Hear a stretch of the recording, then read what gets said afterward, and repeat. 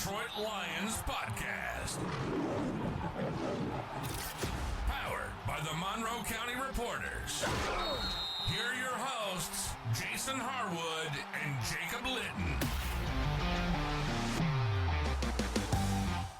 Welcome to another episode of Talking Grit. I am Jason Harwood. With me is Jacob Litton.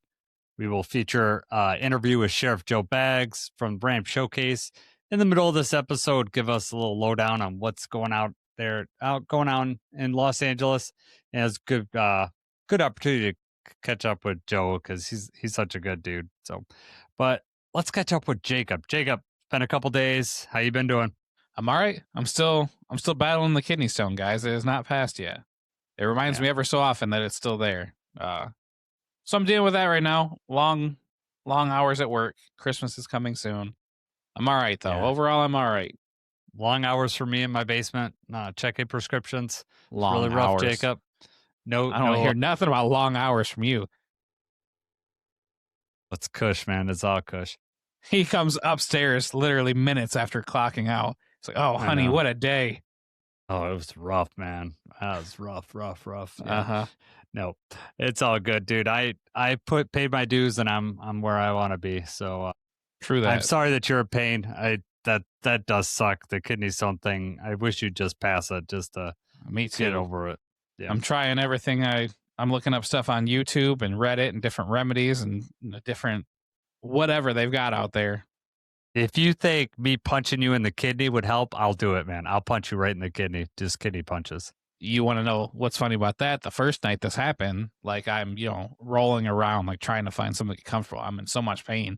And this was after I'd already woke up Deanna. I was like, we've got to go to the ER. Like, we've got to go now. I was trying to just wait till they woke up. And then maybe, like, I don't know, in my head, I was like, maybe, like, she can take him to school and then we'll just go and, like, I'll be okay. And that didn't last long. So she wakes up and she's like, I'm laying around, like, rolling around. She's like, would it help if I just, like, tapped on your back? And she just hits my back, like, 3 times. And then I, like, start throwing up. I got to run to the bathroom and throw up because I'm in so much pain.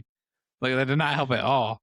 Yeah. Well, my kidney punches weren't necessarily to help you. They were mostly to take out my aggression. Yeah. Yeah. So, all right, man. I just want to, remind everybody. First of all, thank everybody that's followed us along on YouTube, Spotify, Apple Podcasts, or wherever you're listening. We really do appreciate it. If you're new, just glad to have you along. Just remember to follow us. You could also listen to some comments at Talking Grit Pod on Twitter, and then don't forget to like and subscribe wherever you're listening to this at. And Jacob, not too many transactions between last time we had the podcast. Just picked up some extra safety help. Why don't you go through what's been happening? Still interesting though, because we talked about like the tight end depth before when we waived the last tight end. A few days ago we waived Ross Dwelly. Well, now we waived tight end Hayden Rucci. So somebody else that was only on the team for about a week before we had to waive him. This one, though, we waived him so that we could make room for Jalen Mills, who we put in a claim for from the Houston Texans.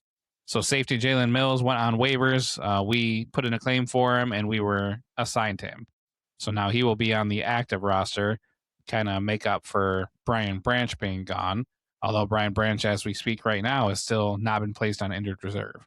No, but he did have a successful surgery per Dan Campbell, so not sure why we're delaying. I really don't know why we're delaying putting Brian Branch on IR because there's no way he's coming back, especially after having Achilles surgery.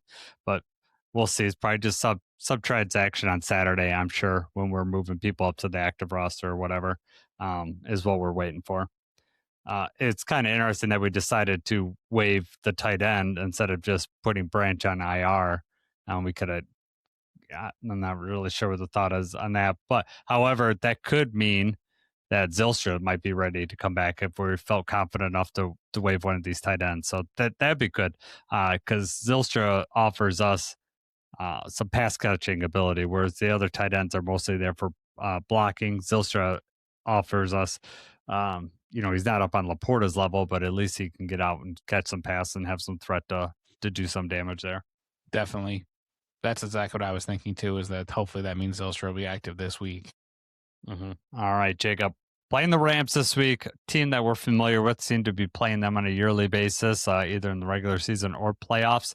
they are played really well this year. And when I made their main threats, I really had to limit some people because they have more that would fit on our page here. But this is the players that stood out to me.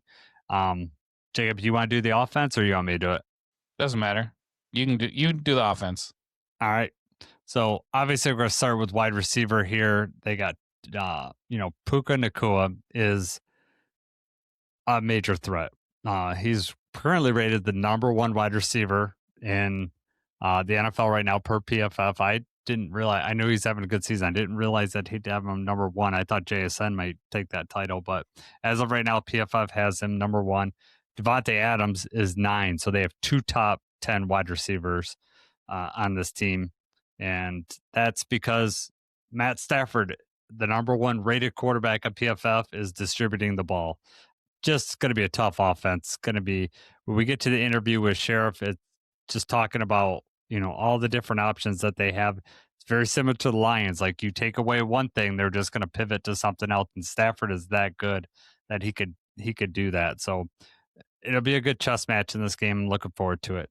They had 2 wide receivers I mentioned. They got 2 running backs that are really good. Kyron Williams, rated number 8, but Blake Corum. If you have not been watching the Rams, they are giving the ball to Corum more and more, and he's doing something with it too. He's currently rated number 14 on PFF and running backs.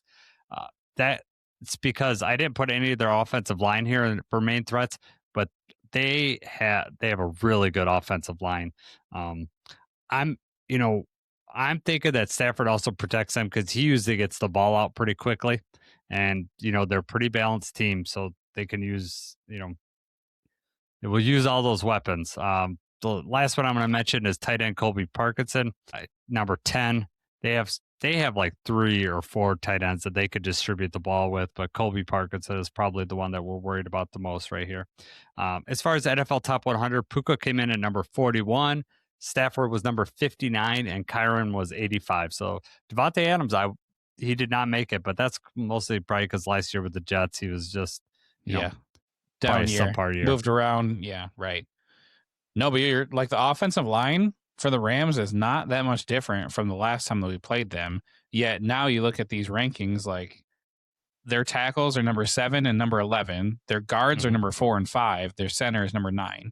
So that's nearly the entire offensive line that's top 10 in Pro Football Focus.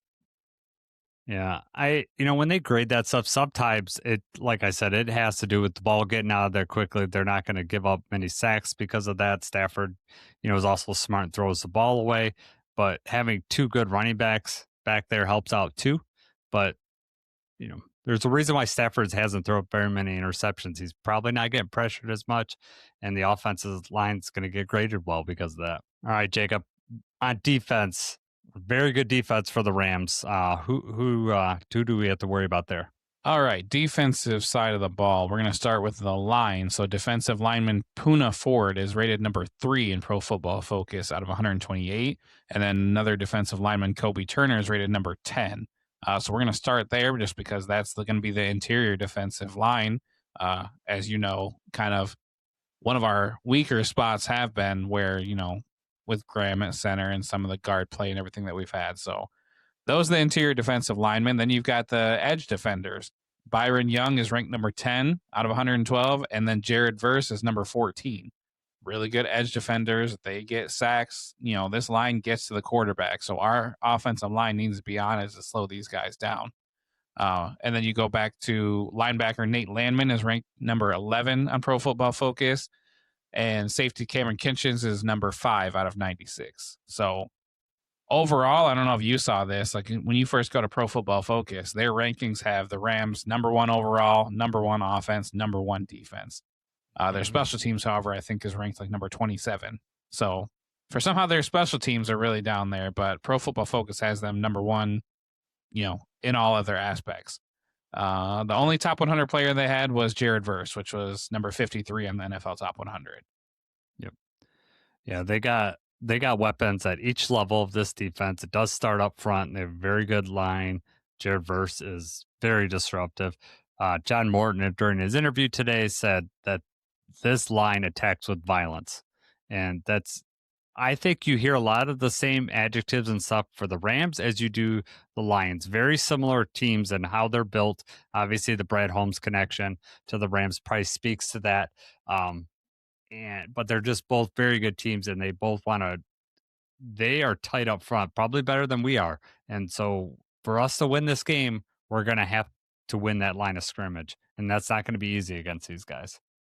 No, we didn't even mention Kingpin. Did you know about Braden Fisk? That's his nickname. They call him Kingpin, like from Spider-Man. Oh, really? Nice. I was like, oh man, that's a really good nickname. That's sweet. I'm wearing a Spider-Man shirt right now, ironically. Nice. Awesome.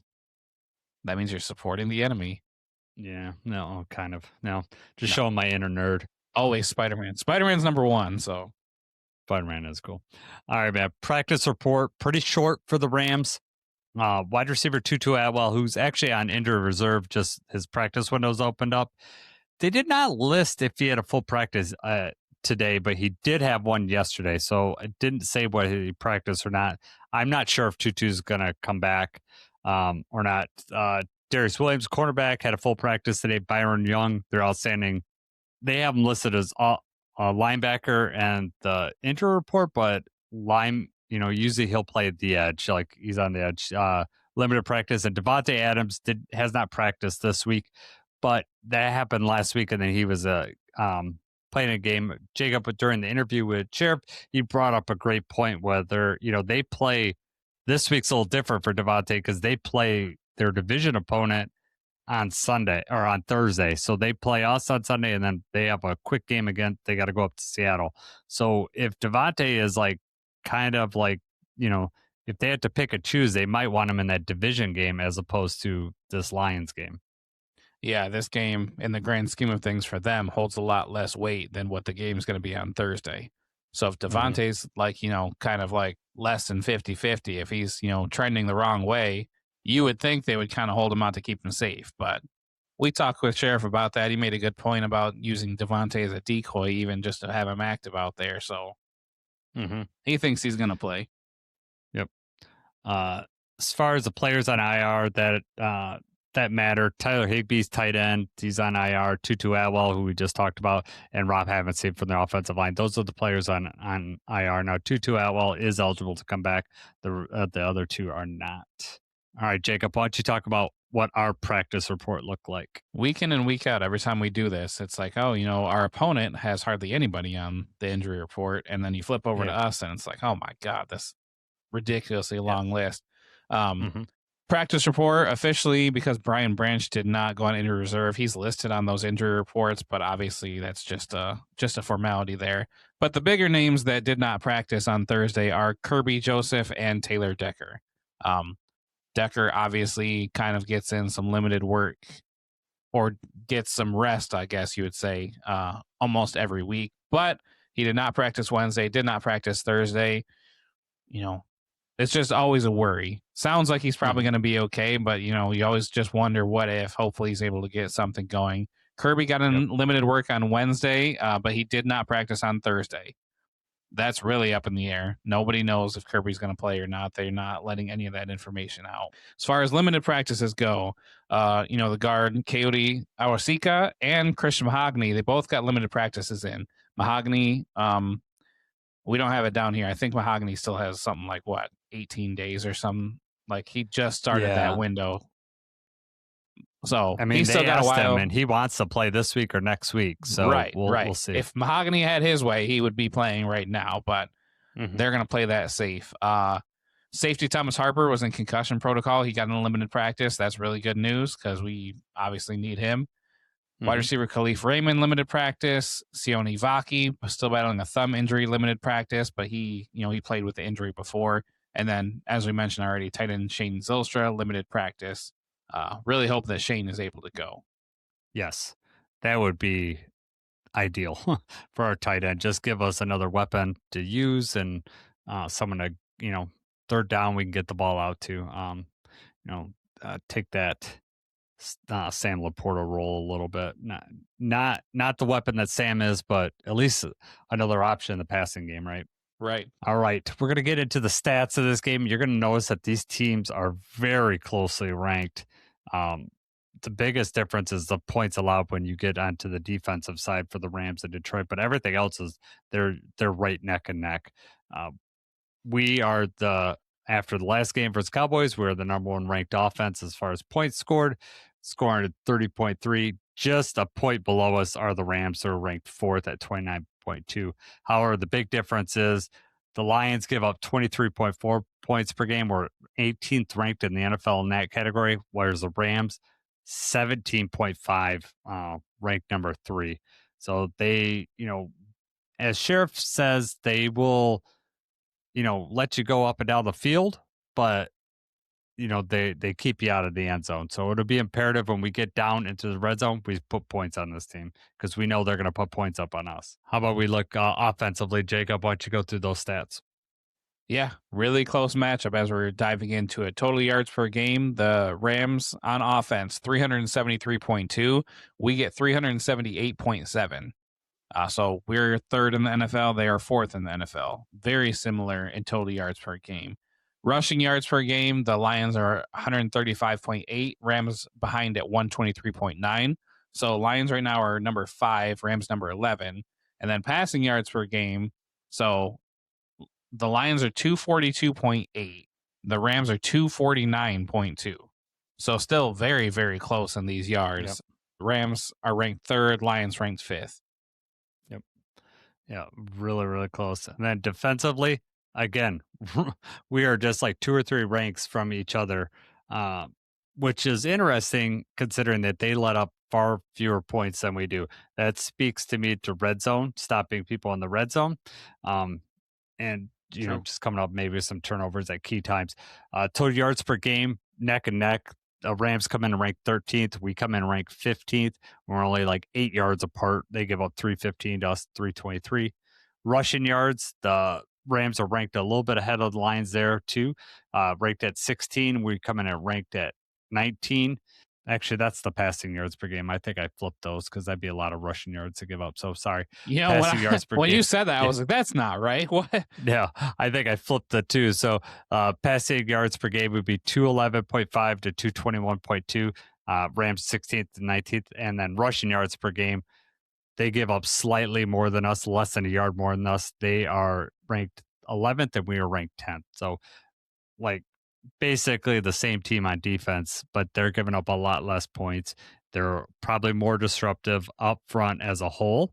But it'll be on us to take over this game, and we're going to have to, especially offensively, get them on their heels a little bit. Got to bring the pressure, keep the intensity. All right, Jacob. I'm going to head over to our interview with Sheriff Joe Baggs. I hope you guys enjoyed that, and we'll see you guys on the flip side. I want to welcome our next guest. He was actually our first guest that we had on last year when we did the preview week 1. And Jacob and I were just so ecstatic with how that worked out. We could not wait to get him back on. Luckily, that's worked out. We have Sheriff Joe Baggs back from the Rams Showcase. Sheriff, we were talking before the show. You sound very confident in your team. Don't be too braggy, okay? I'll do my best, man, but feeling pretty dang good right now. They were talking about it on one of the Rams specific shows this week on the official page that in all 3 of the losses, also the Rams were right there, right at the very, very end. So, I mean, we're a couple plays away from being undefeated, which is kind of crazy. I'm kind of glad we're not. You don't want that pressure, especially, in December time of also keeping that going. So I'm happy where we're at, but yeah, feeling good, but just, we got plenty of games to go, and December, January, let's get through that before I'm too crazy on everybody. Yeah, you don't want to peak too early, and so that's my hope with you guys, that you guys have peaked way too early. That's my hope. How about we beat you this week, and then that'll be your setback, and then you'll just win out for the playoffs. This will be the game where you straighten it out.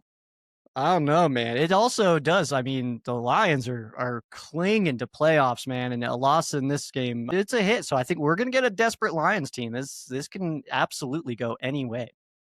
Yeah. It's going to be a fun one. If the Cowboys were not playing Sunday night, I think this game gets moved to Sunday night because the whole Stafford thing, that storyline's never going to die. with Lions fans, and two good teams, especially when you start looking at team stats. Very close matchup in stat wise. Now those can be all misleading and stuff like that. So watching the games, the Rams have definitely played a consistent form of football all season long, both offensively and defensively. Whereas I think the Lions have been a little up and down. Yeah, absolutely. I mean, I think you've got the clear cut evidence of that just within the last 4 weeks. It's win loss, for Detroit. But yeah, I mean, the Rams obviously coming into this point of the season, we're feeling good. I mean, obviously a couple weeks ago you lose to a team in Carolina, and everybody's like, "Oh no, is it over?" And it's like, well, hold on.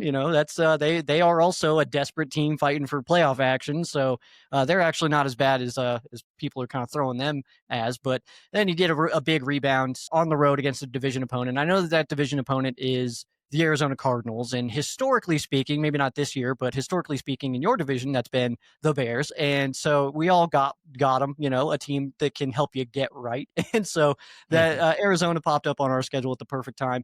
A little bit of a breath, I guess. I don't even know if that's the right term because every NFL team is good. That's why they're in the NFL. But that was a nice little booster before taking on a stretch here where, I mean, Lions and Seahawks in a 5-day span is rude of the schedule makers to do this to the Rams in December. I mean, hey, it's, I guess you want to be the best, you got to beat the best. And if you want to beat the best, you got to play the best. So I'm happy for it. That's what I always say. Like, if you can't beat these teams in the regular season, then when the playoffs come, what are you going to say? You can't shy away from those teams. Then, for the Lions, we would need some cupcake games just to make sure we get in the playoffs. But this could be a great test because if we beat the Rams, the narrative of the Lions season changes on a dime. I guarantee the power rankings will shoot up. There's going to be so much that would change based on a win like that. You're right. The Lions, I wouldn't say are desperate because we can't afford to lose this game and still make the playoffs, but we are clinging. So, yeah, you're going to get the best of the Lions team, I feel, on this week. It's getting tight. I think you're absolutely right. There is like a win for Detroit is huge. A loss for Detroit is bad, but it's not devastating. It is definitely not good. You don't want to be losing games in December on the road against NFC contenders. But yeah, a win certainly goes a long way. Obviously, that win last week against Dallas went a huge distance for the Detroit Lions, and now getting that extra break as well, that kind of bums me out. So we get, I'm talking about us getting two NFC powerhouses in a couple of days, and here we got you guys coming off all fresh after what's called the mini bye, so well rested and all that stuff. But at least it's in LA. I'll take that. Yeah, we do have to travel across the country, don't we? Yeah. I heard Dan Campbell. I've been listening to more like other like local radios and stuff like that and I listened to Dan Campbell. He called in on a radio show and he was kind of talking about the travel and stuff like that and some of the injuries and stuff. But yeah, traveling to LA and this time, I mean, you guys play in a dome, so it's not like weather is a major factor and stuff. But I mean, you come to LA and it's never a factor, no matter the situation. So that's good. Right. Yeah. All right, Jacob, I'll let you start here. All right, we're diving in here. So we're going to start on the defensive side. So the Rams defense has been dominant this year. So we just want to know who are some players that may fly under the radar, that kind of make this defense go. Yeah, it's kind of interesting. I don't know how under the radar some of these names are. For me, they felt like under the radar maybe coming into the season, but I don't know what the conversation is, on a national level about some of these guys. But the Rams defense, obviously, I mean, the numbers are there. You have the numbers. I mean, as far as like overall statistics and yards and stuff like that, the Rams will let you move the football. But when it gets to third down, it gets to scoring situations. That's where they really put a lid on it, which is good. But I think that some of the players that have come over to the Rams that are newer, I think are extremely underrated, which would be Emmanuel Forbes Jr. Tough task, obviously, this week. I anticipate that he'll be mainly on JMO rather than Amon-Ra, just if I had to guess. And then in the run game, Nate Landman gets all the attention from people talking about how the Rams improved their run defense. I think that at least some of that, because obviously Nate Landman has done wonders for the Rams run defense, but at least some of that needs to go to Poona Ford, who the Rams signed from the Chargers last year. A major addition. He clogs it up. I mean, the Rams were really struggling against the run all last season, and it definitely hurt them. So that was a point of focus that the Rams wanted to address. So Landman, I absolutely put in there, but Poona Ford is more of an underrated guy. And then coming into the season, obviously Jared Verse was the conversation. It was, versus maybe he's a defensive player of the year, but Byron Young right now has 11 sacks. And I think that he's getting almost forgotten still, even by Rams fans. People still only talk about Jared Verse. So Byron Young coming off of that other side, going against right tackles. I mean, he's playing really, really good football. This is certainly the best he's ever been. I mean, that's very exciting. I mean, we got so many guys under rookie contracts. I'm nervous about that, but when the time comes. But Byron Young is certainly playing some incredible football. He can really get after a quarterback. Nice. He's gonna have his hands full with Penei Sewell this week, but that's gonna be a good, really good matchup. It's a great matchup. Yeah. Yeah, it's gonna be a good matchup, JB. They're so close on both sides, so it'll be fun. It's gonna be a lot of fun. Speaking of fun, we could see Matt Stafford back, playing Detroit again. He's playing at an MVP level this year. That's nationally thought. We've had where he's had outstanding numbers in Detroit, but the team wasn't winning. He's playing. I mean, he's probably what's he leading the NFL in touchdowns by a pretty large margin. So, what is the difference that you're noticing this year from Stafford? It's not like he's been a slouch since he's been in Los Angeles, but what's the difference this year between previous seasons? I really think I would contribute it to more of the mental aspect of it. And Matthew Stafford's always been a smart quarterback. He's always done well pre-snap and making sure that his guys are set properly. But it's one of those things that comes with age. It happened. We saw it with Tom Brady. We saw it with Peyton Manning. We're seeing it with a little bit with Aaron Rodgers. I think that he's kind of taken a little bit of a different path in that sense. But yeah, just these veterans that kind of start getting up there and they kind of understand that maybe their physical abilities maybe have dwindled a little bit. I don't know if you've seen Stafford try to roll out and pick up a first down, but it's miserable. So I think it's just that mental aspect of just, knowing you're not going to outrun everybody. His arm is unbelievable. I don't know how, I can't say anything about his arm going out or anything like that. He's slinging it, man. He's got a rocket launcher attached to his torso, and we're happy for it. But I think that the mental aspect of his game is just at a different level right now. And obviously, it doesn't hurt when, you got Davante Adams and Puka Nacua on the other side of those footballs. So I'll say that. Yeah. Davante Adams has been. My son has Kyron Williams on his fantasy team, and he gets so mad because you guys will get down there, and the first throw will be always to Davante Adams. It's like everyone knows it's coming, and they still connect. I knew that was going to happen when Stafford and Davante Adams got hooked up.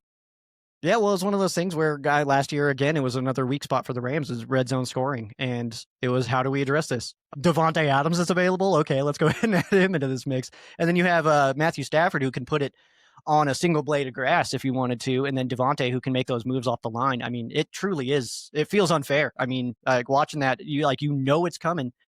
They can't do anything about it. And he's beating good corners. It's not like these are backups or anything like that. Like they're doing this to very good defenses. And from the one, you're doing it in a phone booth, man. That's very impressive.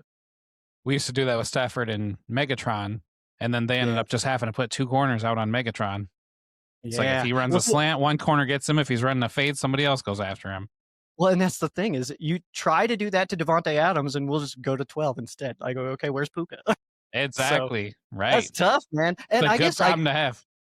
Yeah, absolutely. I've been meaning to. I had this thought earlier when I was at work. Is like from the outside perspective. I mean, being an opponent. I mean, looking at these wide receivers and these weapons for the Rams. Like, what's the thought going into that kind of situation from the opponent? Yeah, you got to guess right. And I think the Lions are like when we had Laporta down there, we were in type because we could go to Gibbs, Montgomery. You got Amon-Ra and Laporta. That was our big red zone target. Amo is not the threat that Davante Adams is, but I would say I don't know what you do because you're right. You want to take Davante Adams out, and so let's put the safety over there. Oh, then you're going to leave Puka open, or you run heavy personnel and you got multiple tight ends that can catch the ball too. And then the fact that Kyron Williams is in your backfield, or Blake Corum, who we'll ask about a little bit later on. I mean, it's hard. The quick answer is you just don't get in that situation, right? You just don't get them. Don't let them get down to that. Don't let them get down in there. It's hard. It's like the tush push for the Eagles.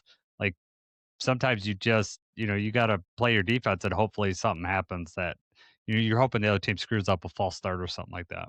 It's a good point. That makes sense. And you're absolutely right. I mean, we got four tight ends that are the same person. I'm convinced they've just cloned Tyler Higbee, but he's the one that's out, obviously. But then, yeah, Blake Corum and Kyron Williams are damn near identical. And then, wide receivers, obviously, throughout the depth chart as well. So, yeah, man, the crazy part is you'll see the mix up too. It'll be 13 personnel, so we'll see 3 tight ends out there, and it'll be the backup running back Blake Corum and Konate Mumfield, the rookie wide receiver out there as the target, not Puka or Devontae. So yeah, it's at that point too. It's like you have no clue where that ball is going because the typical standard weapons aren't even theirs.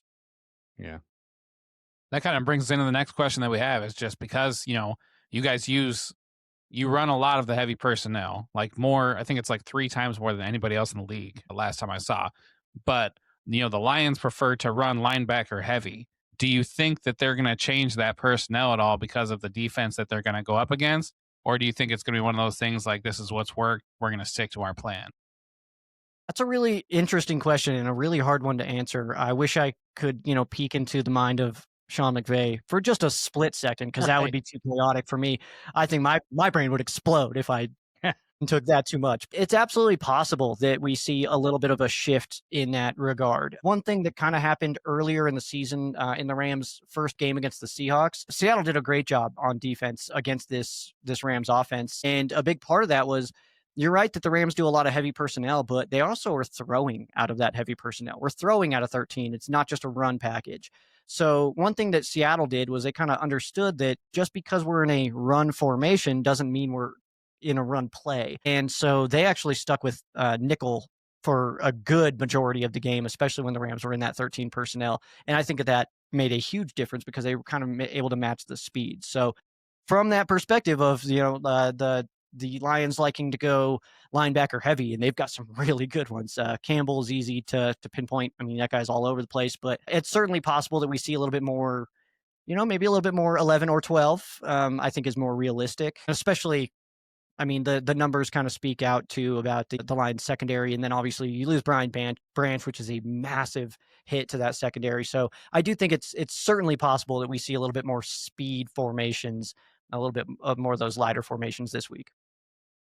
Yeah.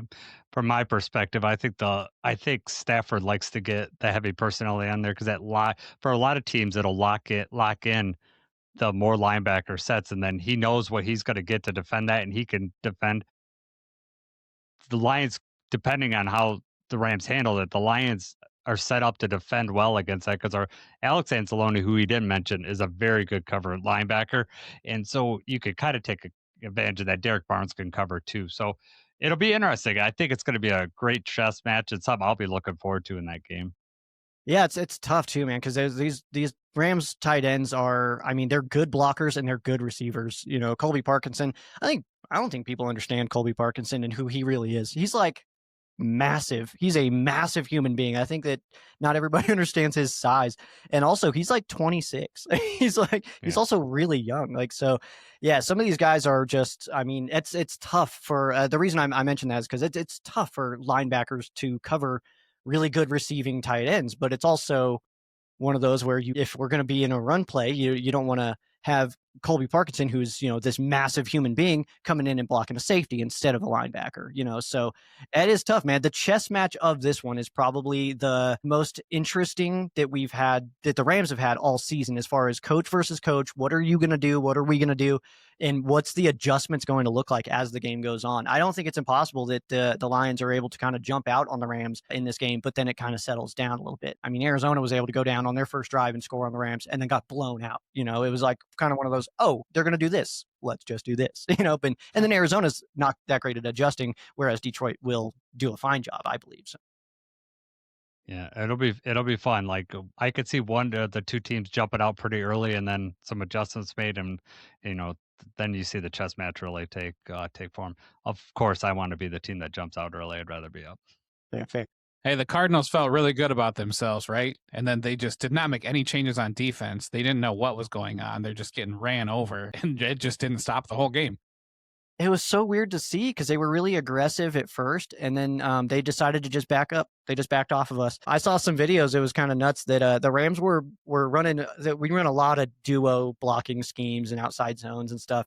And there was multiple occasions where we were running duo combo blocks on linebackers and then extending out to the safety. And it was like, if you're doing that to second level to third level, it was like, no wonder Kyron and Blake went off in that game. It's like, they're not even doing, like, we're single blocking on level 1 and then doubling on 2. It's like, that's tough. And I don't think that it's so lame to watch that game last week and then try to go into this game because it's like, oh, that's Arizona Cardinals.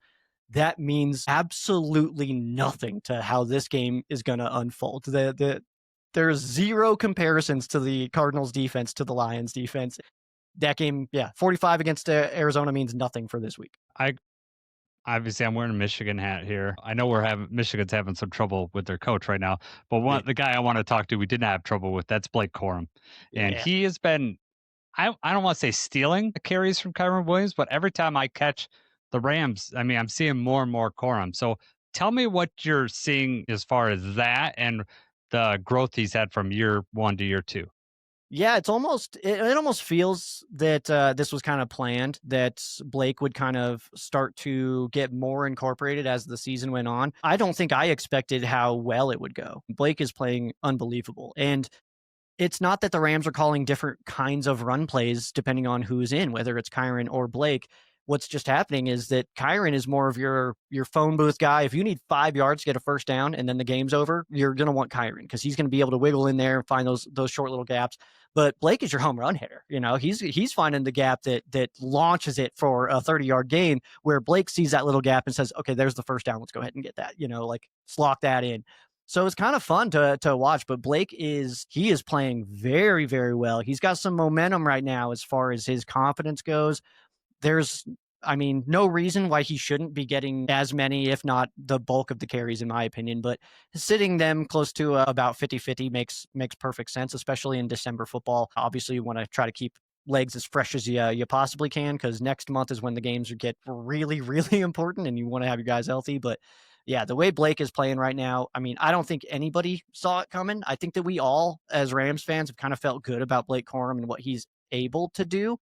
And then to see it kind of just unfold, and now he's like starting to break off those big runs. He's scoring touchdowns. He's his vision is unbelievable. So yeah, I think I'm just like excited for Blake because he comes into a team that has Kyron Williams, and it was like, and then Kyron gets extended and all this stuff. And I think for Blake to really shine in an offense that is absolutely loaded, even as a backup player, I'll use that in kind of parentheses, but it's absolutely impressive. And Blake he's on fire right now. Mm-hmm. We knew the capability was there as Michigan fans, but yeah, it's good to see him, be able to burst out and play well. Just hopefully not this week anyway. We'll see. Right. Switching over. So Devontae Adams has not practiced this week. They kind of were treating it the same as they did last week, I believe. And then he did end up playing like limited snaps. Do you have any sort of insight or what the word on his availability is? Do you think there's a chance that they say, hey, Seattle's coming up on a short week, maybe we sit Devontae, and he doesn't play at all? What are your thoughts here?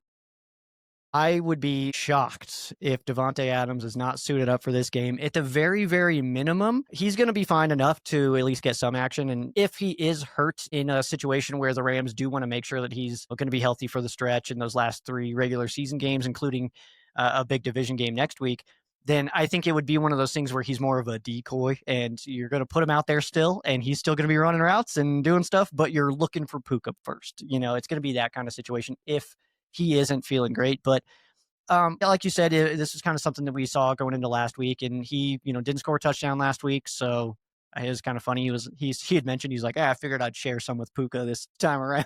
Puka coming off his first ever multi-touchdown game. Rather exciting stuff. That kind of surprised me. I was like, seriously? But yeah, Devontae, man, I do think he's going to be healthy enough to go in this one, but I would anticipate that you're going to get what Devontae's been doing, maybe a receiving touchdown or 2, and then closer to like 45 yards. All right, I'm going to step out of this game for a second. I just, from afar, the NFC West, very tight division, obviously, on top. And we kind of dealt with it. We did deal with this last year. We had 15-2, and it still went down to the last week. And it's kind of feeling like maybe you guys are in that same boat. So how are you, Sheriff, holding up with the tight division? And is it surprising that Seattle's right up with you, and the Niners with all the injuries they've dealt with? So what's your thoughts on the NFC West as a whole? I will say I'll start with the 49ers there with as a fan of like the Rams and being bred to absolutely despise the 49ers, it's that being said, I mean, it's extremely impressive what they've been able to do this year with the amount of injuries that they've dealt with. For them, I mean, obviously that's a team that it feels like, I mean, if Green Bay is going to be winning that division, that's a team you guys are chasing, so it's kind of interesting to see how this year is unfolding compared to last year. But yeah, you're absolutely right. It is very tough right now. And it's one of those situations. I mean, we're short week in Seattle. I mean, we're sitting in the number 1 seed right now. We could be playing a road game in the playoffs in wild card week, So I talked about that on my podcast, Ram Showcase this week, and we're looking at getting a first round bye or needing to go on the road. Like that's really tight right now. I mean, Seattle's playing some extremely good football, and I would say I am surprised at how well they're playing. But that defense is unbelievable. I mean, JSN is catching every single football in the world right now. Sam Darnold, we can kind of tell that it wasn't just, Kevin O'Connell in Minnesota. He's a good quarterback, call it what it is. So yeah, they are really, really good, man. And it sucks to see Cooper Kupp still fighting for that. It was like, that's such a bummer, man. Like, I don't know if you guys have any of that. I would have to like think about it of like players where you're like, seriously, of all teams, you go to them for real, dude. Like, that's tough. We had a coach. We had a coach do it. Oh, yeah, fair. Oh, that's a bad one too. And he's like doing great. Yeah, that's okay. Fair enough. Yeah. Yes, we feel it. Oh, that's funny. But yeah, Seattle, I mean, I'm certainly impressed with them. And then luckily we also get Arizona in there. So everybody gets a couple extra buys in there, which is nice. Yeah. It's nice. All right. Moving on here. So I know you already said if you could be in the mind of Sean McVay, but we're going to look at it. How do you think defensively, how do you think the Rams are going to try to attack the Lions offense? Right now, the Lions, in terms of scoring, we're the number 1 scoring offense. Rams number 4. I think there's less than a full point in the difference with the average, though. Like, we're right there. But, I mean, if you're in charge of the defense, where do you think you attack the Lions? How do you slow them down? Yeah, man, it's Chris Shula's job is tough this week for sure, keeping that offense down. I liked what DeMarco Farr of the Rams said, that he kind of mentioned it's, be good early so that you can be great late. It's something that Dallas was doing, which was, hitting those receivers even if they didn't have the ball, just playing physical, doing to Detroit what Detroit does to people. They're the aggressors usually, so you got to punch them first before they get a chance to punch you, so that's kind of the situation I'm thinking for the defense. As we might see a little bit more press than we've been accustomed to, and I'm curious to see if this is going to be a game where we see the Rams blitz a lot. We're not high in the blitz percentages or anything like that, but we're way up on pressure rates. That's just credit to the front 4, but typically they like to just let those guys go loose and then sit as many people back in coverage as you can. And I anticipate that would be the same. I mean, that's kind of been the standard game plan. I think it was against the Bucks that we really pulled out more blitzing than normal, and that's kind of increased a little bit over the last like 3-4 weeks than early in the season. But I would anticipate that Sean McVay, knowing Jared Goff as well as he does, I know it's been now years, and Jared Goff is a very different player than he was with the Rams. He's better today than he ever was with us, that's just how time works. And hopefully you're progressing over the years, but we know too that it's not impossible that you could still get in his head. We've seen it as recently as this year that you can still kind of shake him up a little bit. So that's probably going to be the goal, is try to just, in my own personal key is just to don't let them know where it's coming from. Get a bunch of people up on the line and then drop out random dudes, lots of stunts, pull in a random nickel that's going to be blitzing Cam Curl at the safety spot or something like that. Get him in there firing off. So I think that's going to be the biggest thing, is he's got weapons to look for, great weapons to look for. And if he's instead looking down at the rush, that's where you're going to win against Jared Goff. Good stuff. All right. Any predictions for the game? It doesn't have to be the score, doesn't have to be the outcome or anything like that, but anything that you want to bank on that's going to happen in this game. You know what? I haven't said this anywhere. I haven't done this anywhere. It just came to my head now, but I'm going to say that this is the highest scoring game in the NFL this season. Wow. All right. Man. I think we could see some fireworks, dude. I think that this could really be like a 45-42 kind of matchup. I really do. As much as I love the Rams defense and we don't give up points, I mean, this is a different animal. You know what I mean? Like the Detroit Lions is a different beast. And it's a little bit of a monkey on the back too. It obviously, we talked about that I was here last year, and then that game goes to overtime. You lose by 1 in the playoffs, and it's like just like this. The Lions right now are this just annoying little thing that the Rams are dealing with. It's like, just get this over with, just beat them so that we can just be like, okay, we know we can beat them. That's kind of where my brain's at. But I really just feel like this is going to be some high flying action. The Lions offense is absolutely incredible. This Rams offense is absolutely incredible. I think we're going to be looking back at this one like we're all going to leave the game. It's going to be zeros in the fourth quarter, real sweaty and stuff. That's how it's going to go, I think. It's, Stafford does his best to beat the Lions. Like every game, he's had an amazing game, and it just hasn't, especially in Ford Field, it has not worked out. It did win the first matchup. The Lions were a much different team at that point, and Stafford's on the way to winning his first Super Bowl. So, yeah, it'll be it's going to be an exciting game, and it's like one of those things, like you think it's going to be high scoring and then it ends up being a defensive matchup or whatever. But regardless, for football guys like us, there's going to be, we talked about the chess match between the two. I am going to be really keying in on who's out there, how they run their personnel, like how they're trying to take advantage of each team. I think this will be a really fun game for football fans as a whole to watch. Yeah, the YouTube channels that I follow that like break down tape, I've already got them kind of tagged for after this game. Like I want to see my main one that I hope we get a video on for after this game is JT O'Sullivan from the QB school. I love those videos. I think he does an absolutely incredible job. So I'm hoping we get another Stafford one. He did one a few weeks ago, so I'm hoping we get another one of those against this one, because this could be one of those where you're right. Stafford plays well against the Lions. It's one of those things, but I mean, you put that mindset into him already having a 35 to 4 ratio right now, and I mean, this could be one of them Stafford games where we're like, oh yeah, he's obviously MVP. And I hope he gets it, man. I mean, he hasn't even come close, so it's just exciting for him to be in the conversation at this point. I hope he gets it. I hope he's maybe not this game, but I'm hoping that he gets it, and because that would make a strong case for him getting in the Hall of Fame. If he gets the MVP, then, he's got the Super Bowl, he's got the MVP. Him going to Los Angeles put him on the national map where he was hiding in Detroit. And so he definitely get the opportunity. I still root for the guy. Won't be rooting this week for him, but he's everything you want your number one quarterback to be. Like, he had unbelievable talent. He was exciting. He was a good team guy. And yeah, And it's he's one of those things, but it'll go a long way for his Super Bowl or his MVP credentials if he gets it. Or Hall of Fame credentials. You're absolutely right. And I think my favorite part is like I like my quarterbacks like Colin Cowherd likes his quarterbacks, like very just buttoned up, the adult in the room, the dad, you know what I mean? Like just he doesn't get into trouble. You don't have to worry about Matthew Stafford getting into some crazy chaos on a Saturday and it's going to mess up the game or anything like that. Mm-hmm. You have nothing to worry about when it comes to Matthew Stafford. In fact, you have negative things to worry about Matthew Stafford, because even when he's hurt, he's not even going to tell anybody, and he's just going to play better than he ever has. That's crazy.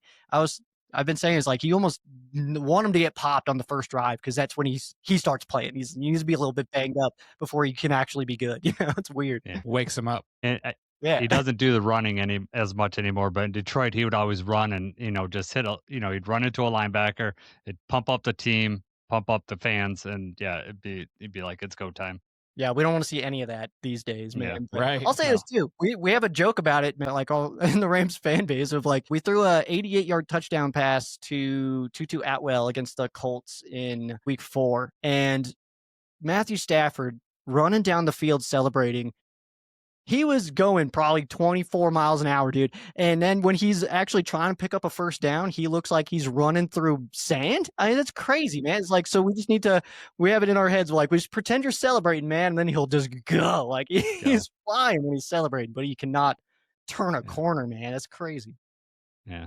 You're talking to guys that have Jared Goff as a quarterback. So we're talking about running in sand. All right. Yeah. All right, I remember.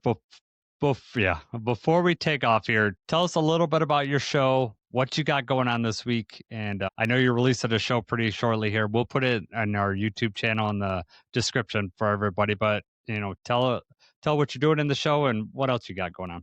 Yeah, absolutely. So, I'm a host of Ram Showcase. I'm in season 10 of Ram Showcase. So started that first year was the year that the Rams moved to Los Angeles. I was writing about the Rams and was like, you know what? we're in Los Angeles now, man. Let's go bigger. And so I went the went the podcast route. I've been doing it ever since. So that's been fun. It is the only long form Rams show that floats between an hour and a half every single week.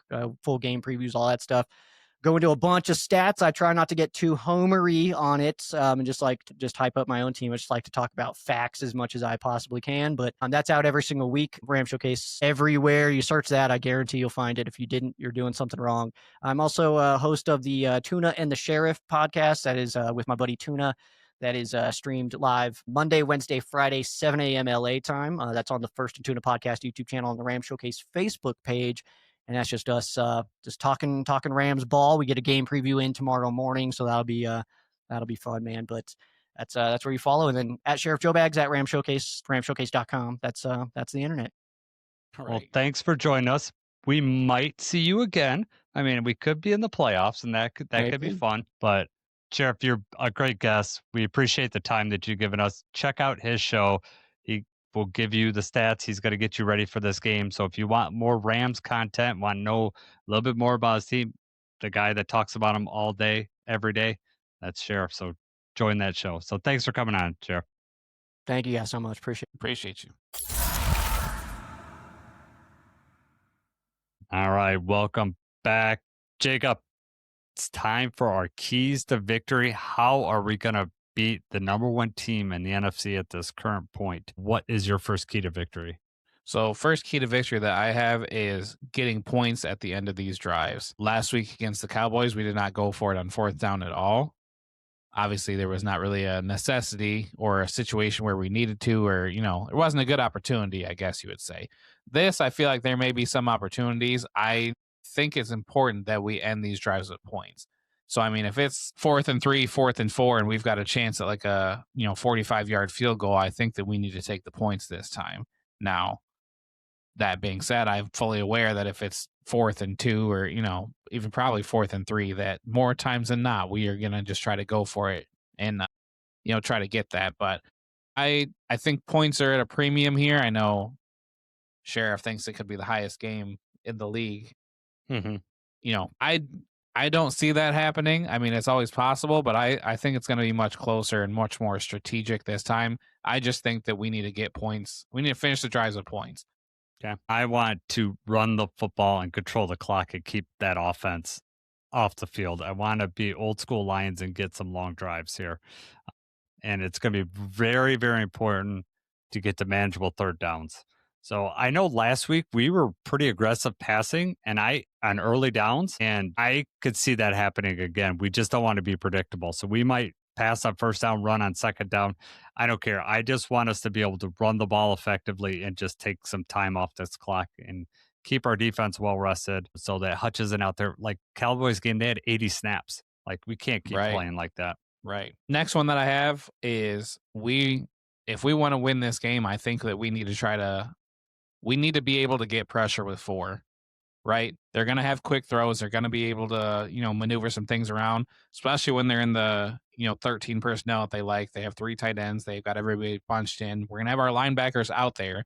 We already know pretty much how we're going to play it, what we're going to do. But I just think being able to have those linebackers drop back a little bit more into coverage, a little bit off the line, and get pressure with 4. Our linebackers are great in run defense. I mean, we're going to be able to close in on them for the most part. It would go a long way if Hutch and Al-Quadin, Aleem, if we could just start crashing in and getting some pressure to Stafford. Just make him hold the ball just a little bit longer, make him wait just a second longer for the play to develop, and then make them pay. If we can do that with 4 people, we're going to have success in this game. I think it'll be really important to just get pressure on so Devontae Adams and Puka Nacua don't have time. It would be so hard to guard them for like 3.5, 4 seconds. They're going to get open. So I think you're right there. It's like we got to get some pressure. This is pretty much every game because I think the lines are set up by there, but it's going to be so important for us to get up early on these guys and just play because if we get behind by 2 scores, man, that defense is going to be so tough. They're going to go, they can get pressure with 4. They're going to run shells. We're going to have to, have long. They're going to make us use all the downs. It's going to be really tough to be able to get anything on this defense. So if we could stay ahead, then we could stay unpredictable. and it also allows our defense to be a little more aggressive too. So I think it'll be really important for us to come out and score right away, and don't let them get more than 2 scores ahead of us, or that defense is going to be just really, really tough to score on. Yeah, that's worse. I mean, that's worst case scenario because yes, we can lose this game and still make the playoffs. Obviously, we don't want that to happen. We want to win. We want to keep going. But I mean, going to LA and getting blown out would be very bad. Perspective for the fans would not be good for the team. Definitely, you want to compete in this game. You want to keep it close, and we want to, my next key to victory is have the ball last. We want the ball last, right? Okay. We want it to look like the playoffs. We want to be able to finish the game, finish the drive.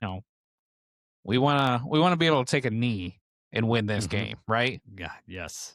That would be beautiful. I would love that. To have Jared Goff take a knee in SoFi. Oh my God, that'd be so beautiful. Speaking into existence. Yeah, that'd be awesome. Just like the last game with Dallas, this team is, the Rams are so hard to beat if Stafford's not turning the ball over. The last game that they lost versus Carolina, Stafford had 2 picks and a fumble. Not saying that we need to get 3 turnovers from him, but like I said, if we can get ahead early, Stafford starts, that's when he will get maybe a little impatient, make a throw that he shouldn't throw, or try to fit something in there, and we could turn him over. We can get a tip pass. We can do something to get the ball, just like we tipped it right to Derek Barnes. Just get the ball in the air, and then who knows what can happen. But that's why getting ahead, I think, will be imperative, and then that's going to lead to turnovers and a little more pressure on Stafford. So I think we got to steal a possession here.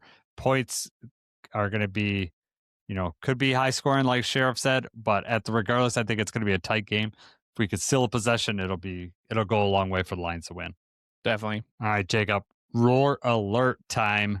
Who is the Lions player that's going to make some noise? So kind of goes with what I just finished with before, but I think Hutch is going to find a way to get home in this one. I do think he's going to be next level. He's going to be pressuring Stafford. Obviously, he's got a lot of pressures. He just, for one reason or another, he gets a lot of pressures, but it's just not, the sack numbers have not been as high. So he's going to be pressuring. I think he finds a way to get home. I think hopefully he's going to get a sack in a big moment. Hopefully another strip sack would be nice, but I just think Hutch is going to have a good game. Yeah. I think Jahmyr Gibbs is going to have a good game, and I think it's going to be in the passing game. I think that's where he's going to make his bread and butter. I think we might be able to still rush. I mean, he might have a good rushing game too, but I really think he's going to be the weapon that we need, even on third down, run some Texas routes. I don't care, whatever it is. I think Jahmyr Gibbs is going to be the weapon that could unlock this game, moving him all over the field. I'm anticipating a little more 2 RB sets in this, and having Dave Montgomery back there, because I think Dave Montgomery is the type of runner we want on this defense, where he, as long as we block the front, he's a little more patient and can get yards. I want to get to those manageable third downs so that they can't rush us. And I think Dave Montgomery gives us that, but also having Jahmyr on the field is very important too, because it can create a mismatch. It gives the outlet to Jared Goff. And we saw what he did with Dallas, right? He made guys miss for first downs. People look stupid a one-on-one. So I want to see, Gibbs just on the field, but I want Monty to be able to run the ball too, because I think he can be effective in this game. We kind of wrote him off a little bit, but then he showed what he could do in that Dallas game. Broke a couple tackles, took that 35-yard TD run. Man, I want to see them both on the field, but I think Jahmyr in the passing game specifically is going to have a good game. So you think it might be the same as Dallas, where Jahmyr gets about roughly 12 carries, but then he's going to get targeted 7 times?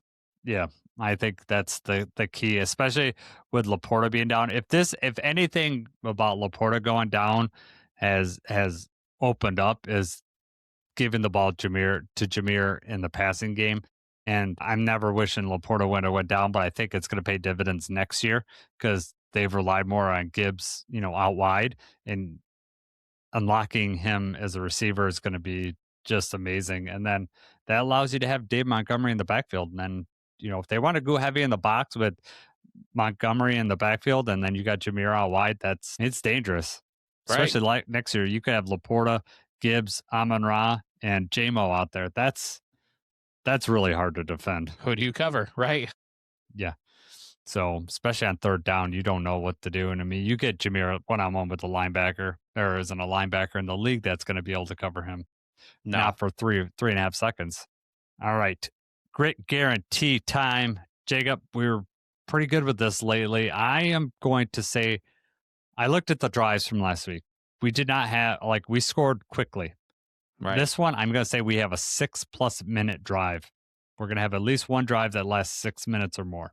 Did we have one drive against the Cowboys that lasted 6 minutes? I don't think so. Not the one I looked. So we haven't had a lot.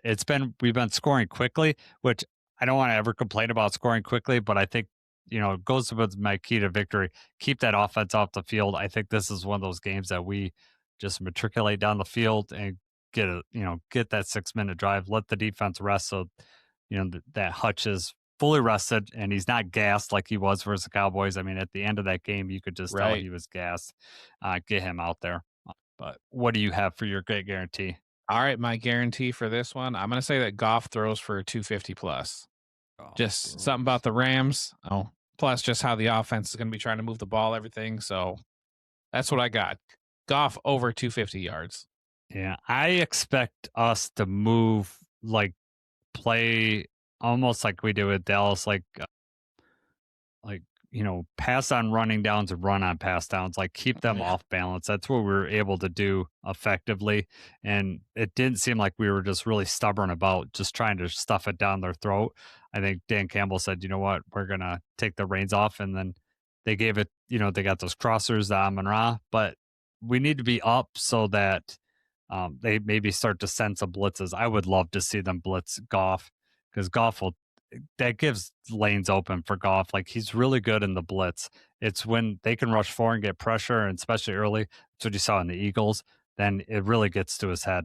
And then he starts to rush throws, and then it's all timing's off. Absolutely, timing's off. But I will say that I like your pick of Goff going 250 plus because it's the Rams, right?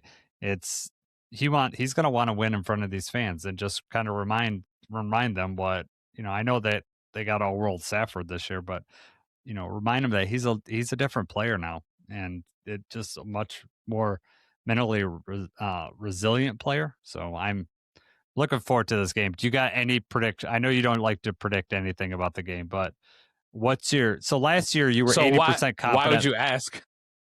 Your 80% what are you confidence doing? level. I'm asking your confidence level. How about there? Because that's you didn't answer that last week. Confidence level about these. So that's the thing. That's a really good team we're getting ready to play, right? I still believe that we have a really good team. Therefore, just like before the season even started, when we looked at this is one of those 50-50 games. I can't be too overconfident, but I'm definitely not under 50. This is going to be a good game between good football teams. Yeah. It's whoever's got the better strategy, whoever executes more, and whoever's able to seal the deal at the end. Sometimes you need the ball to bounce your way. You need some things to go right. I want us to win this game. Like I said, I want us to win this game. I want Jared Goff to take a knee, and then I want all the Lions fans that are in SoFi to chant Jared Goff so that all these Rams fans leaving have to hear that as they leave.